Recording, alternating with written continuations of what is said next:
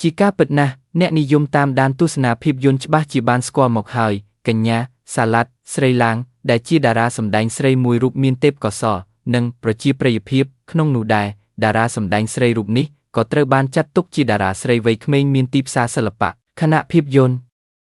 ដែលនាងបានសម្ដែងគឺភាគច្រើនសុទ្ធសឹងតែជាតួឯកដោយឡែកកាលពីអំឡុងចុងឆ្នាំ2024កន្លងទៅតារាសម្ដែងស្រីកញ្ញាសាឡាត់ស្រីឡាងច្បាស់ជាបានជ្រាបមកហើយនៅរឿងរ៉ាវខ្លះរបស់នាងដោយភាគច្រើនតារាស្រីរូបនេះបានជួបនៅវិបត្តិសេដ្ឋកិច្ចរហូតធ្លាប់មានបញ្ហាផ្លូវចិត្តទៀតផងចាប់តាំងពីពេលនោះមកមហាជនហាក់មិនសូវបានឃើញវត្តមានរបស់កញ្ញាសាឡាត់ស្រីឡាងនៅលើវិថីសិល្បៈនិងបង្ហាញវត្តមានក្នុងការសម្ដែងភាពយន្តដូចមុនឡើយយ៉ាងណាមិញមួយឆ្នាំក្រោយនេះអ្នកគាំទ្រកញ្ញាសាឡាត់ស្រីឡាងកំពុងតែបង្ហាញអារម្មណ៍ធូរស្រាលឡើងវិញខណៈតារាស្រីរូបនេះកំពុងតែជួបស្នេហ៍ថ្មី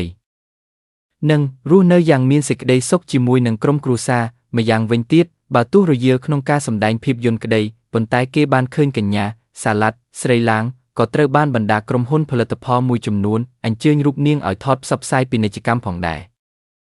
ក្រោយស្ងប់ស្ងាត់លើវិថីសិល្បៈស្រាប់តែថ្មីនេះកញ្ញាសាឡាត់ស្រីឡាងបានបង្ហោះវីដេអូមួយត្រហើយរៀបរាប់ពីមិត្តភាពដែលរាប់អានជួយគេអស់ពីចិត្តបែរជួបរឿងតបស្នងវិញមិនល្អក្នុងនោះដែរកញ្ញាសាឡាត់ស្រីឡាងក៏បានបន្ថែមសារនៅខាងក្រោមវីដេអូថារាប់អានជួយគេអស់ពីចិត្ត